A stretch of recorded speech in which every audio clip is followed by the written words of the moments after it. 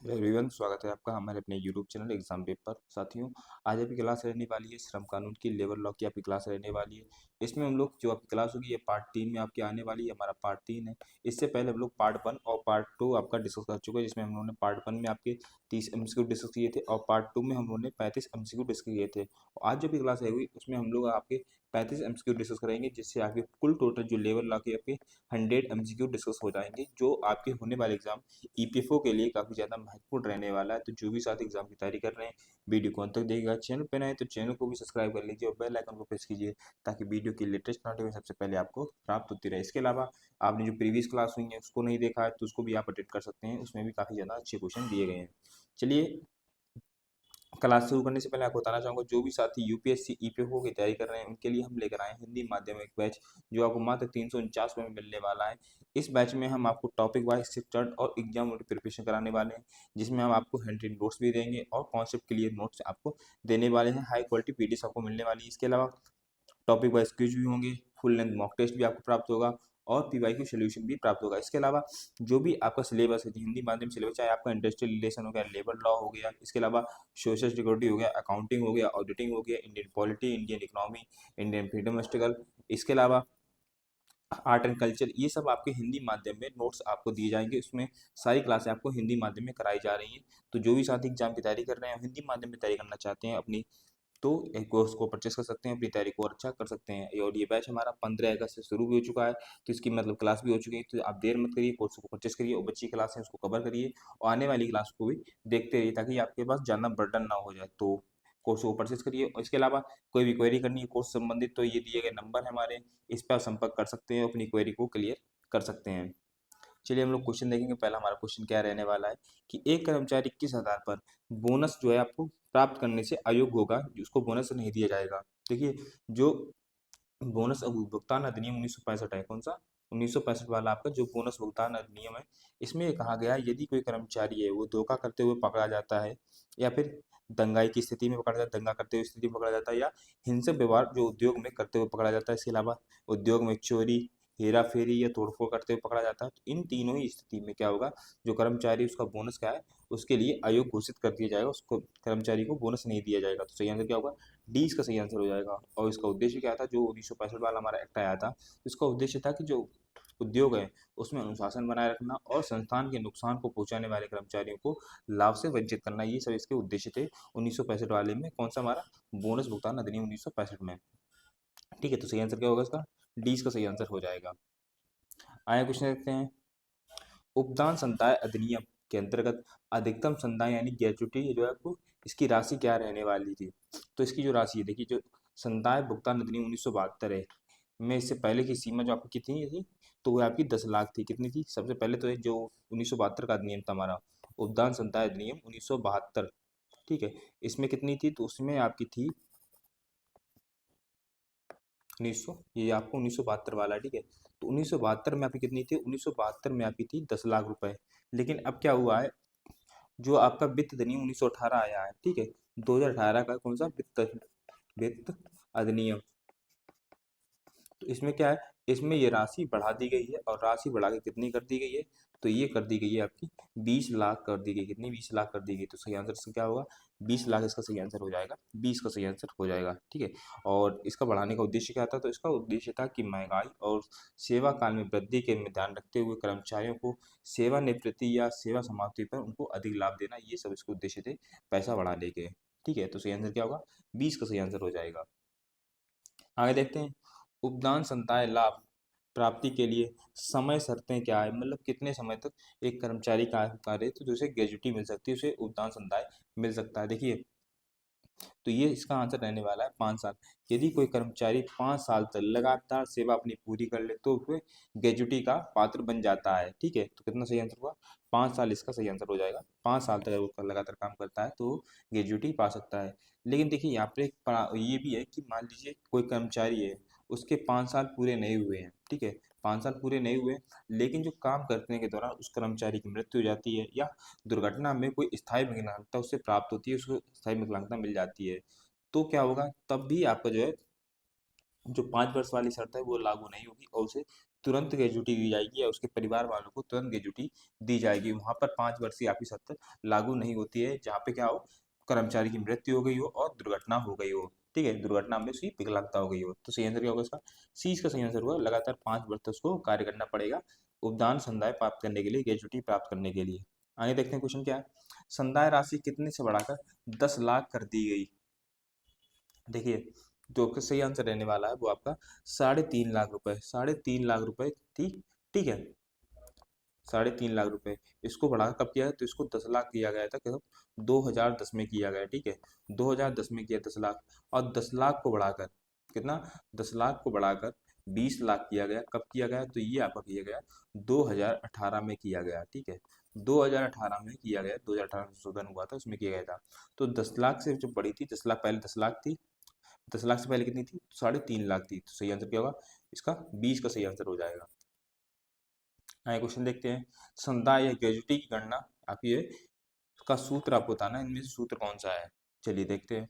तो इसका जो इसका सही आंसर रहने वाला है वो आपका है सी, संदाय बराबर मासिक वेतन बटे 26 में गुणे 15 में सेवा की वर्षों की संख्या, ये इसका सही आंसर रहने वाला है। देखिए, इसमें बात करेंगे जो मासिक वेतन क्या होता है, तो आपका जो है मूल वेतन और क्या आपका जो भी भत्ता है, ठीक है, प्लस आपके जो भत्ते हो गए, वो सब इसमें किस में आएंगे, मासिक वेतन में आएंगे। 26 की बात करें, 26 कहाँ से आता है, तो एक महीने में जो कुल कार्य दिवस होते हैं वो 26 होते हैं, और जो आपका यहाँ पे 4 रविवार हटा दिए गए हैं, तो कुल महीने के कितने, कुल महीने के कार्य दिवस, महीने के कार्य दिवस यहाँ पे क्या किया गया है, तो यहाँ पे आपके संडे को हटा दिया गया है, रविवार को हटा दिया गया है।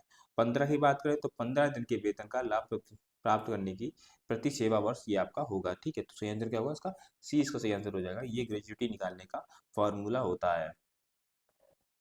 आगे क्वेश्चन देखते हैं। कौन सी धारा संदाय राशि से संबंधित है? जो राशि से संबंधित है ये आपको बताना है कौन सी धारा है। तो देखिए, तो धारा आपकी कौन सी है, धारा आपकी है 7, संदाय भुगतान अधिनियम की धारा 7 में भुगतान राशि की प्रक्रिया का उल्लेख आपको मिलता है। तो सही आंसर क्या होगा? 7 इसका सही आंसर हो जाएगा। सॉरी, सी इसका सही आंसर होगा। धारा 7 में उल्लेख मिलता है, जो आपकी कौन सा, संदाय भुगतान अधिनियम में। इसमें कहा गया है धारा 7 में कि कर्मचारी नियोक्ता को आवेदन प्रक्रिया देगा, इसके बाद भुगतान की समय सीमा और नियोक्ता की जिम्मेदारी और विवाद होने पर निवारण, ये सब इसमें दी गई है, धारा 7 में दी गई है। वहीं एक क्वेश्चन आपका आता है कि धारा 10 ये क्या करता है। धारा 10 में क्या आपको बताया गया है, इसमें कर मुक्ति से संबंधित सूचनाएं दी गई है। कर मुक्ति से संबंधित ये आपका है। ठीक है, कर मुक्ति से संबंधित है ये, कर मुक्ति से संबंधित कौन सी धारा हमारी है, 10 है।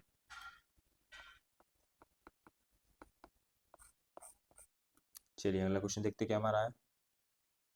अंतरराष्ट्रीय श्रम संगठन एक एजेंसी है, तो इनमें से किसकी एजेंसी है ये आपको बताना है। उससे पहले आपको आंसर बताऊं, मैं आपको बताना चाहूंगा वर्तमान जो अभी क्लास चल रही है, इसके लिए आपको पीडीएफ चाहिए तो आप हमारे टेलीग्राम चैनल को ज्वाइन कर सकते हैं। टेलीग्राम चैनल का लिंक डिस्क्रिप्शन बॉक्स में दिया गया है। इसके अलावा आप टेलीग्राम पर सर्च कर सकते हैं एग्जाम बेब, तो भी हम आपको मिल जाएंगे। तो टेलीग्राम चैनल का लिंक डिस्क्रिप्शन बॉक्स में दिया गया है, उसमें आप ज्वाइन हो जाइए, वहाँ पर आपको उसकी पीडीएफ फ्री में प्राप्त हो जाएगी। चलिए इसका आंसर देखते हैं क्या है। अंतर्राष्ट्रीय श्रम संगठन किसकी एजेंसी है, तो अंतर्राष्ट्रीय श्रम संगठन है ये किसकी, यूएन की एजेंसी है, यूनाइटेड नेशन की एजेंसी है। तो इंटर जो अंतर्राष्ट्रीय श्रम संगठन इसकी बात करें यानी आईएलओ की बात करें, तो इसका उद्देश्य क्या था, ये क्यों बनाई गई, तो ये श्रमिकों के अधिकार, सामाजिक न्याय और जो श्रमिक हैं उनकी बेहतर कार्य परिस्थितियों को बढ़ावा देने के लिए इसका निर्माण किया गया था। और इसकी एजेंसी होती है तो ये यूएन की एजेंसी है। ठीक है, डी से सही आंसर हो जाएगा। आगे देखते हैं, अंतर्राष्ट्रीय श्रम संगठन का मुख्यालय कहाँ है। तो अंतर्राष्ट्रीय श्रम संगठन का जो मुख्यालय है वो कहाँ है आपका, जेनेवा में है। और जेनेवा कहाँ होता है, जेनेवा कहाँ है, तो ये आपका स्विट्जरलैंड में है। कहाँ पे है, स्विट्जरलैंड में है। तो ये भी आपको याद रखना है। ठीक है, कहाँ पे है, स्विट्जरलैंड, जेनेवा में इसका मुख्यालय है अंतर्राष्ट्रीय श्रम संगठन का। और अंतर्राष्ट्रीय श्रम संगठन की स्थापना की बात की जाए तो स्थापना कब हुई थी, तो 1919 में इसकी स्थापना हुई थी। कब हुई थी, 1919 में इसकी स्थापना हुई थी। आगे देखिए, अंतर्राष्ट्रीय श्रम संगठन को किस वर्ष नोबल शांति पुरस्कार प्रदान किया गया था। तो नोबल शांति पुरस्कार प्रदान किया गया था वर्ष 1959 में। ठीक है, 69, सॉरी, वर्ष 1969 में ये प्रदान किया गया था। 20 का सही आंसर होगा बी, 20 का सही आंसर रहने वाला है। और ये कब दिया, तो जब इसकी देखिए मैंने बताया 1919 में इनकी क्या हुई थी, स्थापना हुई थी। और उसके ठीक 50 वर्ष बाद, ठीक है, 50 वर्ष की वर्षगांठ पर इन्हें शांति के लिए नोबेल पुरस्कार दिया गया था। और कहा गया था कि ये विश्व शांति और सामाजिक न्याय के योगदान के लिए हम इन्हें जो है जो नोबल शांति पुरस्कार दे रहे हैं। तो सही आंसर क्या होगा? 20 का सही आंसर होगा। 1969 में इन्हें नोबल शांति पुरस्कार दिया गया था और ये फिर से 50वीं वर्षगांठ पे इन्हें दिया गया था। आगे देखते हैं, अंतर्राष्ट्रीय श्रम संगठन की स्थापना कब हुई थी? ये मैं आपको बता चुका हूँ। ये 2 क्वेश्चन लगातार 2 क्वेश्चन में यही आपको बता रहा हूँ कि अंतर्राष्ट्रीय श्रम संगठन की जो स्थापना है वर्ष 1919 में हुई थी। और जब देखिए आपका ये क्यों हुआ था, तो अब जब आपका वर्ल्ड वार प्रथम खत्म हुआ था, ठीक है, वर्ल्ड वार प्रथम जब खत्म हुआ था तो उसके बाद इसकी स्थापना हुई थी। और जब वर्ल्ड वार टू जब खत्म हुआ था उसमें आपकी वर्साई की संधि होती है। कौन सी? वर्साई की संधि। और वर्साई की संधि के तहत ही इसकी स्थापना की गई थी, ठीक है। तो ये भी आपको याद रखना किसके तहत स्थापना की गई थी, तो ये वर्साई की संधि के तहत अंतर्राष्ट्रीय श्रम संगठन की स्थापना की गई थी। आगे देखिए, अंतर्राष्ट्रीय श्रम संगठन संयुक्त राष्ट्र के साथ औपचारिक संबंधों में लाया गया। औपचारिक संबंधों कब कब लाया गया था? देखिए, यूनाइटेड स्टेट की बात करें, यूनाइटेड संगठन की बात करें, तो इसकी जो स्थापना हुई थी ये आपकी हुई थी 1945 में। इसकी स्थापना हुई थी। कब हुई थी? 1945 में स्थापना हुई थी। और जो अंतर्राष्ट्रीय श्रम संगठन है तो ये इसकी स्थापना कब हुई थी? तो इसकी स्थापना आपकी हुई थी 1919 में। तो 1919 से लेकर जो 1900 आपकी कितना आगे तक, जब तक ये जुड़ा नहीं था, ये कब से जुड़ा? तो ये जुड़ा कब से था? जब यूनाइटेड नेशन से नहीं जुड़ा था, तो ये लीग ऑफ नेशन से जुड़ा हुआ था। किससे? लीग ऑफ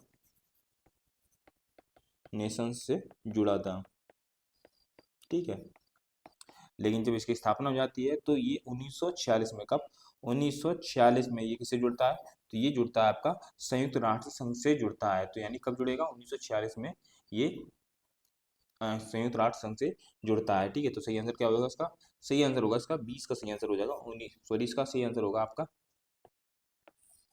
ए। 1946 में ये यूनाइटेड नेशन से जुड़ा था, आपका ILO जुड़ा था, ठीक है। आगे क्वेश्चन देखते हैं क्या आपका है। अंतरराष्ट्रीय श्रम संगठन मानक तय करता है। मानक किसके तय करता है? तो विकलांग श्रमिक के बिल्कुल मानक तय करता है। इसके अलावा मानवाधिकार के मानक तय करता है और बंधुआ मजदूरी के उन्मूलन से ये काम करता है। तो सही आंसर क्या होगा? 20 का सही आंसर हो जाएगा। उपयुक्त सभी इसका सही आंसर होगा। आगे, अंतरराष्ट्रीय श्रम संगठन संयुक्त राष्ट्र के अन्य संगठनों के किन कारणों से भिन्न है? तो इनमें किन कारणों से ये भिन्न है? तो देखते हैं। कर्मचारी के प्रतिनिधि और सरकारी अधिकारी के कार्य में भाग लेते हैं।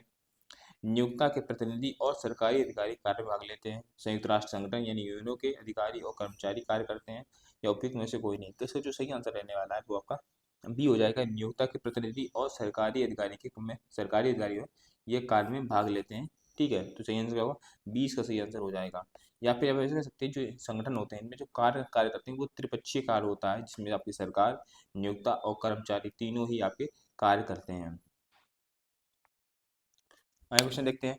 कार्यस्थल पर महिलाओं के यौन उत्पीड़न अधिनियम के अनुसार कौन सा कार्य यौन उत्पीड़न नहीं कहा जा सकता है? कौन सा कार्य यौन उत्पीड़न के अंतर्गत नहीं आता है? तो कार्यस्थल पर महिलाओं के यौन उत्पीड़न, या उसमें आप कह सकते हैं निवारण या प्रतिषेध, और ये सब आपका ये आपका अधिनियम 2013 में आया था। कब आया था? तो ये आपका अधिनियम आया था यौन उत्पीड़न, जो महिलाओं के लिए यौन उत्पीड़न है, ये 2013 में आपका आया था। और इसके अनुसार जो यौन उत्पीड़न होता है तो उसमें क्या होता है?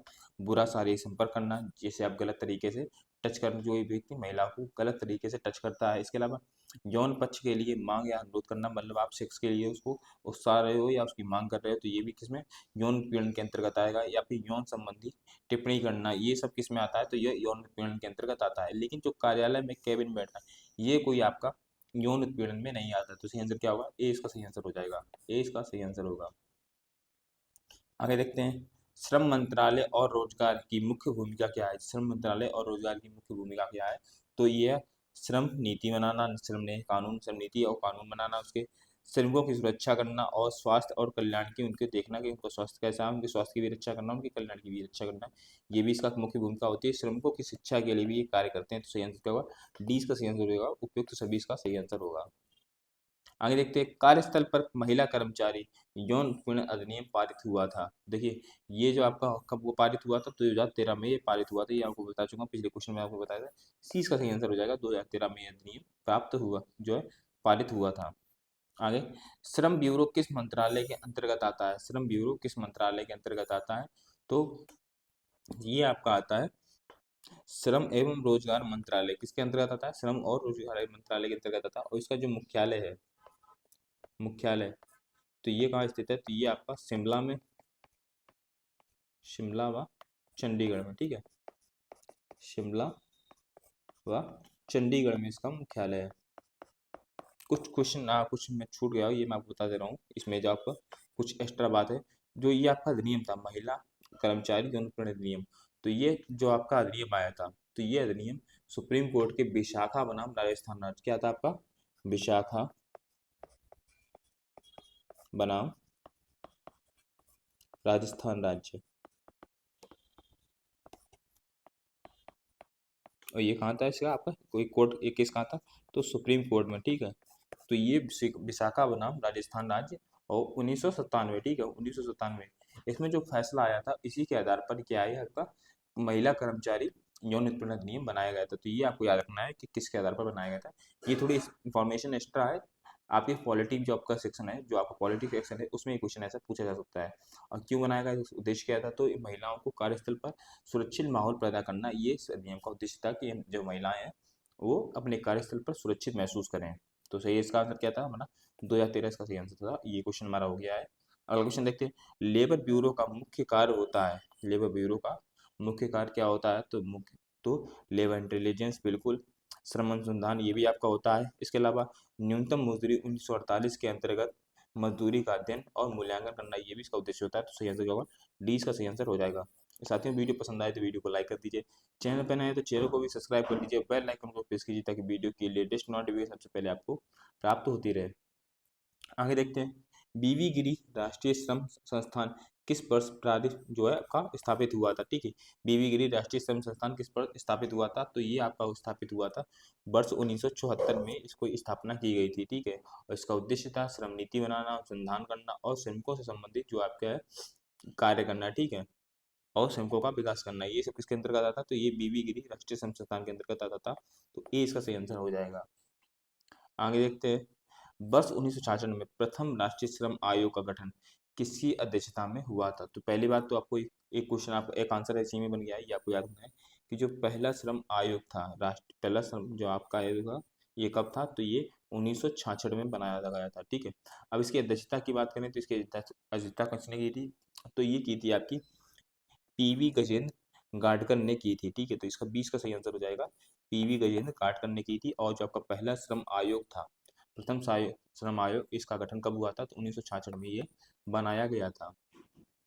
आगे देखते हैं। प्रशिक्षण के लिए राष्ट्रीय अकादमी और सामाजिक सुरक्षा अनुसंधान का नाम बदलकर रखा गया है। तो इसका नाम बदलकर क्या रखा गया है? तो इसका नाम बदलकर रखा गया है पंडित दीनदयाल उपाध्याय राष्ट्रीय सुरक्षा अकादमी, ये रखा गया, ठीक है। सही आंसर क्या होगा? ए इसका सही आंसर हो जाएगा। और जो ये आपका संस्था है, जो पंडित दीनदयाल उपाध्याय राष्ट्रीय सुरक्षा अकादमी, ये संस्था है, ये आपकी किससे जुड़ी हुई है? तो ये आपके ईपीएफओ से जुड़ी हुई है, ठीक है। ईपीएफओ से जुड़ी, ईपीएफओ यानी आपका एम्प्लॉय प्रोविडेंट फंड ऑर्गेनाइजेशन से जुड़ी हुई है। और ये सामाजिक सुरक्षा से जुड़े अधिकारियों को प्रशिक्षण देने का कार्य करती है। कौन करती है? पंडित दीनदयाल उपाध्याय राष्ट्रीय सुरक्षा अकादमी ये कार्य करती है, ठीक है, जो सामाजिक सुरक्षा से जुड़े अधिकारी होते हैं। तो सही आंसर क्या होगा? ये इसका सही आंसर हो जाएगा।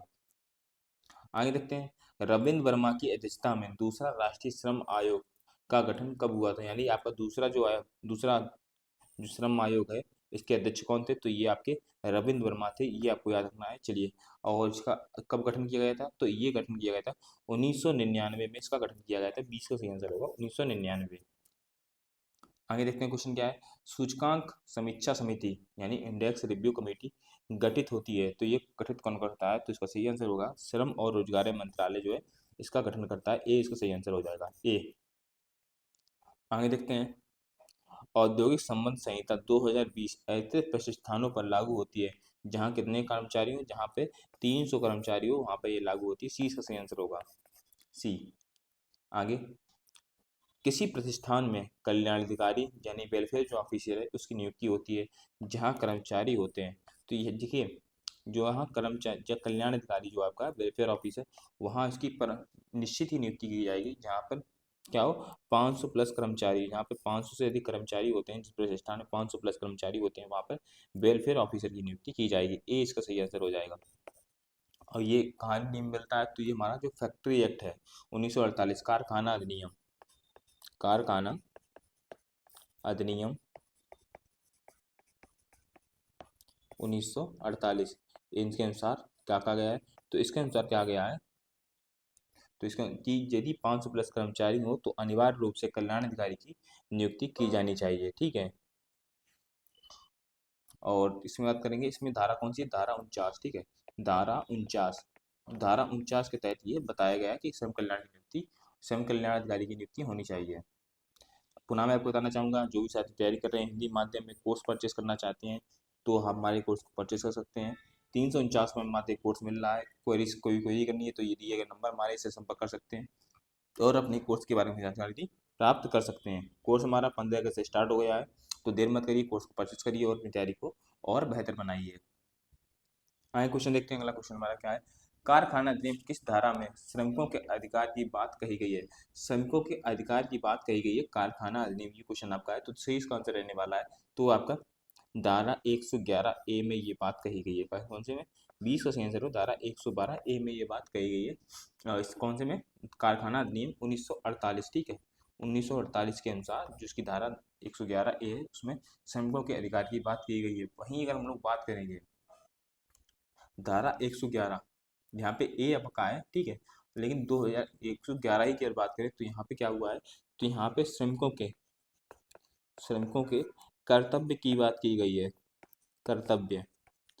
ठीक है, तो ये आपको याद रखना है कि 111 में कर्तव्य है और 111 ए में क्या है, आपके अधिकार हैं, ये आपको याद रखना है। सही आंसर क्या है इसका, 20 का सही आंसर है। चलिए अगला क्वेश्चन देखते क्या हमारा है, गिग श्रमिकों को संदर्भित करता है, तो गिग श्रमिक क्या होते हैं, तो गिग वर्कर ऐसे वर्कर होते हैं, ऐसे श्रमिक होते हैं जो किसी संस्थान में के स्थायी कर्मचारी नहीं माने जाते हैं बल्कि अस्थायी कर्मचारी होते हैं, कॉन्ट्रैक्ट बेस पे होते हैं या फ्रीलांसर के रूप में काम करते हैं। ठीक है, तो सही आंसर क्या रहने वाला है, तो सही इसका आंसर होगा जिनको बाहरी श्रमिक बोला जाता है। ठीक है, गिग श्रमिकों को बाहरी श्रमिक बोला जाता है, या स्थायी होते हैं, कॉन्ट्रैक्ट बेस पे काम करते हैं या फ्रीलांसिंग के रूप में काम करते हैं। जैसे आपका बात करेंगे तो आपका ओला जो उबर के चालक हो गए, ओला उबर के चालक जो हो गए, ये कैसे हैं, ये आपके बाहरी श्रमिक के अंतर्गत आते हैं। इसके अलावा स्विगी जोमेटो पे जो आपके डिलीवरी बॉय होते हैं ये किसमें आते हैं, तो ये आपके गिग श्रमिक के अंतर्गत आते हैं। या फिर ऐसे समझ सकते हो, एक अच्छा उदाहरण देता हूँ, मान लीजिए आपने कोई गुंडे हायर किए, ठीक है, उनका काम क्या है, तो उनका काम है आपका क्या, किडनैपिंग करना। ठीक है, किडनैपिंग करना, और आपने किसी की किडनैपिंग करा दी, मान लीजिए ये बच्चा है, इसकी आपने किडनैपिंग करा ली। ठीक है, तो इसने किडनैपिंग करके आपको दे दी कि भाई ये लो, ये बच्चा हमने आपको दे दिया, आपने इनको क्या करिए, पैसे दिए, तो ये क्या है, ये भी इनका फ्रीलांसिंग का एक काम है। तो गुंडा क्या है, गुंडागिरी क्या है या किडनैपिंग क्या है, इनका एक काम है जो फ्रीलांसिंग, ये फ्रीलांसर है, अपना काम कर रहे हैं, तो ये भी एक प्रकार के बाहरी श्रमिक के रूप में हम कह सकते हैं इनको। ठीक है, चलिए अगला क्वेश्चन देखते हैं क्या है, किसी कारखाने को बंद करने के लिए कितने दिन पूर्व संबंधित अधिकारी को सूचित करना पड़ता है, तो कितने दिन पहले, तो 60 दिन पहले, 2 महीने पहले जो संबंधित कार्य है उसको सूचित करना पड़ता है कि भाई मैं कारखाना बंद कर रहा हूँ, मैं अब नहीं चला पाऊंगा। और जो आपका इंडस्ट्रियल डिस्प्यूट एक्ट था 1948, सॉरी 47, जो था आपका कार जो आपका औद्योगिक संबंध, औद्योगिक विवाद अधिनियम जो आपका था, उसमें प्रतिष्ठान को 100 से अधिक जिसमें 100 से अधिक कर्मचारी हैं तो उसको बताना पड़ेगा, केंद्र या राज्य सरकार को बताना पड़ेगा, उससे अनुमति भी आवश्यक आपको लेनी पड़ेगी। ठीक है, यहाँ पे अगर संबंधित अधिकारी को ही सूचना करना पड़ रहा है, लेकिन यदि 100 प्लस कर्मचारी आपके होते हैं तो जो नियोक्ता है उसको सरकार को भी, सरकार से भी अनुमति लेनी पड़ेगी। सही आंसर क्या होगा, सी इसका सही आंसर हो जाएगा। आगे देखते हैं क्या है, कैंटीन समिति, कैंटीन समिति का कार्यकाल कितने वर्ष का होता है, कितने वर्ष का होता है, तो ये आपका होता है 2 वर्ष का। ठीक है, जो कैंटीन समिति होती है उसका कार्यकाल 2 वर्ष का होता है, इसके बाद नए कॉन्ट्रैक्ट निकाले जाते हैं। और कैंटीन बात की कहाँ की गई है, तो ये आपके फैक्ट्री एक्ट 1948 जो आपका था, फैक्ट्री एक्ट, इसमें ये बात कही गई थी। और ये कहा गया था फैक्ट्री एक्ट 1948 में कि जिस फैक्ट्री में 250 प्लस कर्मचारी कार्य कर रहे हैं वहां पर आपको कैंटीन की सुविधा देनी ही देनी पड़ेगी। और क्यों देनी पड़ेगी, ताकि जो कर्मचारी हैं उनको सस्ता और स्वच्छ खाना मिल प्राप्त हो सके। सही आंसर क्या होगा उसका, 20 का सही आंसर होगा 2 वर्ष। आगे क्वेश्चन देखते हैं क्या आपका है, कर्मचारी भविष्य निधि अधिनियम 1952 के अंतर्गत वेतन की अधिकतम राशि देय है, तो 1952 के अंतर्गत जो अधिकतम राशि है वो आपकी 15,000 है। ए सी इसका सही आंसर होगा, सी। आगे क्वेश्चन देखते हैं, कर्मचारी भविष्य निधि अधिनियम 1952 ऐसे प्रतिष्ठानों में लागू होता है जहां कर्मचारी कितने, जहां 20 से प्लस कर्मचारी अधिक है वहां पर ये नियम लागू होता है। 20 का सही आंसर होगा। आगे क्वेश्चन देखते हैं। कर्मचारी भविष्य निधि अपील ट्रिब्यूनल का गठन कर्मचारी भविष्य निधि अधिनियम की किस धारा के अंतर्गत था? तो ये आपका था 7D के अंतर्गत इसका निर्माण किया गया था। 20 का सही आंसर हो जाएगा। वहीं हम लोग बात करेंगे 7A की, तो इसमें योगदान व बकाया राशि है, इसका निर्धारण किया गया था। ठीक है, बकाया राशि कह सकते हैं, बकाया राशि, बकाया राशि। इसके अलावा 7C की बात करेंगे तो इसमें क्या, आदेशों की समीक्षा, आदेशों की समीक्षा की बात की गई है। तो ये सब क्या आपको याद रखना है। और जो आपका 7D है इसमें आपका जो EPF ट्रिब्यूनल एक्ट है ये आपको, ठीक है, अभी जो आपका अपील ट्रिब्यूनल है इसका गठन की बात की गई है। अगला क्वेश्चन देखते हैं। प्रत्येक कारखाने में जहाँ कर्मकार नियोजित हो वहाँ कैंटीन की व्यवस्था होनी चाहिए। तो वहाँ पे कितने 250 प्लस कर्मचारी है देखो, तो वहाँ पे कैंटीन की सुविधा होनी चाहिए। ये इसका सही आंसर हो जाएगा। आगे, बोनस अधिनियम द्वारा दी गई सिफारिशों का परिणाम है, देखते हैं। तो राज्य सरकार, केंद्र सरकार, श्रम न्यायालय या त्रिपक्षीय आयोग? त्रिपक्षीय आयोग, ठीक है, ये इसका सही आंसर होगा। डी इसका सही आंसर हो जाएगा, त्रिपक्षीय आयोग। आगे, कर्मकार क्षतिपूर्ति अधिनियम 1923, मातृत्व हित लाभ जो अधिनियम है 1961 और कर्मचारी राज्य बीमा अधिनियम 1948, ये तीनों को आपको कोड करना है और आपके ऑप्शन देखने हैं। देखिए एक साथ लागू हो सकते हैं। देखिए एक बात बताना चाहूँगा, कर्मकार क्षतिपूर्ति अधिनियम 1923 और मातृत्व हित लाभ 1961 और आपका कर्मचारी राज्य बीमा अधिनियम, ये तीनों एक साथ जो आपके नहीं हो सकते, तीनों एक साथ नहीं हो सकते, क्योंकि जो है कर्मकार क्षतिपूर्ति अधिनियम अलग है और मातृत्व हित लाभ अलग है। लेकिन जो आपका राज्य बीमा कर्मचारी, जो आपका राज्य बीमा अधिनियम 1948, इसमें आपका मातृत्व लाभ, इसके अलावा श्रमिकों की दुर्घटना, बीमारी, ये सब आपका एक साथ आता है। लेकिन जो आपका है ये दोनों एक साथ आ जाएंगे। अगर ये दोनों एक साथ आते हैं तो आपका ये एक साथ नहीं आएगा, ठीक है, ये अलग आएगा, ये आपका अलग आएगा। तो ये आपके तीनों एक साथ लागू नहीं हो सकते हैं, क्योंकि ये अपने आप में ही पूरा आपका पूरा अधिनियम है। ठीक है, इसके लिए अलग से कई नियम नहीं लाने पड़ते हैं। मान लीजिए क्षति हुई कर्मचारी को, तो उसके लिए 1923 लगेगा। अगर वही कर्मचारी क्या है माँ बनने वाला है तो उसके लिए अधिनियम लगेगा।